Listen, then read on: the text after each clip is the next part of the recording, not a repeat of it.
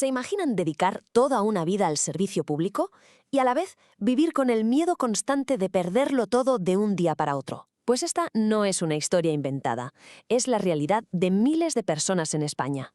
Hoy, a través del caso de una de ellas, vamos a meternos de lleno en cómo un sistema que está diseñado para servir a la gente puede acabar fallando a sus propios trabajadores. Esta frase de Pilar, la protagonista de esta historia, lo clava. La espada de Damocles. Es la sensación de vivir décadas bajo una amenaza que no se ve, pero que está siempre ahí. La de que tu trabajo, tu vida, pende de un hilo finísimo. Bueno, pues Pilar es de la generación del baby boom. Ella estudió Derecho y, con una vocación de servicio muy clara, decidió que lo suyo era la función pública, en concreto en el Gobierno de Aragón. Su objetivo era simple: servir a los ciudadanos. Pero el sistema, al parecer, tenía otros planes para ella. A ver, para entender bien su historia hay una palabra clave: interina. En teoría significa un puesto temporal, pero en la práctica, para Pilar y para miles de personas como ella, se convirtió en una especie de condena. Más de 20 años trabajando sin la estabilidad de un puesto fijo. Una temporalidad que al final se hizo permanente. Y ojo, que esto quede clarísimo. Pilar no entró, como ella misma dice, por la puerta de atrás. Su acceso fue totalmente legal, legítimo, a través de los procesos de selección oficiales. Cumplió con los principios de mérito y capacidad que exige la Constitución. Hizo, todo lo que se le pedía. Pero claro, una vez dentro, el camino para conseguir esa estabilidad se convierte en un auténtico laberinto. La única salida que te dan es superar unas oposiciones. Y eso significa meterte en un ciclo agotador, interminable, de estudiar, hacer exámenes y competir contra miles de personas. Y todo esto mientras ya estás trabajando para esa misma administración. Para que nos hagamos una idea de la magnitud del desafío, fíjense en una de las convocatorias a las que se presentó. Se ofrecían 83 plazas para su cuerpo. 83. A simple vista podría parecer un número decente, ¿verdad? Pues esperen. Porque para esas 83 plazas se presentaron nada menos que 4.139 personas. Hagan la cuenta. Las probabilidades de conseguir una plaza eran mínimas. Era literalmente como buscar una aguja en un pajar. Y claro, meterse en ese laberinto tiene un coste personal que es brutal. Pilar habla de horas y horas de estudio que le robaba el sueño, de gastarse una parte importante de su sueldo en academias, todo eso mientras cumplía su jornada de trabajo y atendía a su familia. Un sacrificio continuo, año tras año. Pero de repente pareció que se abría una puerta. Una lucecita al final del túnel que llegaba desde Europa en forma de una directiva pensada precisamente para proteger a los trabajadores temporales, también a los del sector público. ¿Sería esta por fin la solución? La cronología es que es para alucinar. En 1999 la Unión Europea da el primer paso, pero tienen que pasar casi 20 años hasta 2017 para que el gobierno español firme un acuerdo para bajar la temporalidad. Y no es hasta 2021, con la presión de Europa encima, cuando se aprueba una ley para estabilizar a esta gente. El camino fue lentísimo, pero parecía que por fin llegaba la solución.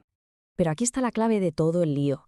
Mientras que la directiva europea sí se aplicaba en el sector privado, nunca llegó a implementarse del todo en el sector público español.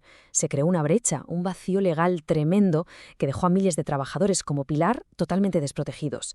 En un limbo legal, vamos. Y aquí es donde la historia da un giro terrible. Porque la supuesta solución, esa ley de 2021 que debía estabilizar a Pilar, se convirtió en el golpe de gracia. Lejos de arreglar su problema, lo que hizo fue rematarla. Fíjense en el contraste, porque es que es demoledor. Por un lado, el objetivo de la ley, estabilizar a personas con años y años de servicio. Por otro, el resultado para Pilar, el cese, el despido. Después de más de 2 décadas dejándose la piel, la ley que tenía que protegerla la dejó en la calle. Entonces, ¿qué es lo que falló? Pilar lo tiene clarísimo. Para empezar, la Administración sacó a concurso muchísimas menos plazas de las que debía, solo 45 para casi 1.000 aspirantes que cumplían los requisitos. Luego pusieron trabas absurdas, la experiencia solo contaba hasta un máximo de 15 años, penalizando justo los más veteranos. Y ya, para colmo, se permitió que personal que ya era fijo usara este proceso para ascender, quitando plazas que eran para estabilizar a los temporales. Un despropósito. Pero el cese de Pilar no fue solo un drama para ella. Su historia nos enseña el coste real que tiene este fracaso para el servicio público, un coste que ella misma define de una forma muy gráfica, el de las sillas vacías. Esta frase es que es durísima. No fue un simple trámite, un papel que se firma. Fue un momento increíblemente doloroso, no solo para ella, sino para todo su equipo, que sabía perfectamente el valor y la experiencia que estaban perdiendo ese día. Y aquí está el coste para la administración, o sea, para el dinero de todos.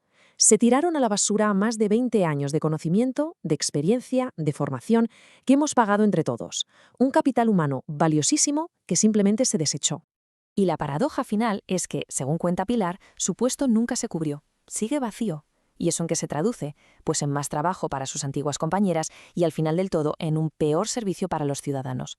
Con esto perdemos todos. Y todo esto nos trae a la situación de Pilar hoy, un callejón sin salida que se resume en varias preguntas muy importantes que de momento nadie ha respondido. A día de hoy, Pilar está en el paro. Y lo más irónico es que tiene una sentencia que reconoce que hubo abuso en la contratación por parte de la Administración. Pero ese abuso sigue sin repararse. Ella sigue esperando a que se resuelvan sus recursos, sintiéndose, lógicamente, maltratada por un sistema que la usó durante décadas y luego simplemente la tiró. Y esto nos lleva a una pregunta que se hace la propia Pilar, una pregunta bastante incómoda. ¿Es una casualidad que la mayoría de las personas atrapadas en esta situación sean mujeres de cierta edad?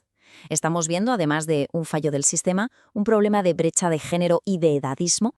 La siguiente pregunta va directa a la línea de flotación de la justicia. Si un tribunal ya ha dicho que hubo un abuso, ¿se va a reparar ese daño algún día? ¿O puede la Administración saltarse una sentencia sin que haya consecuencias?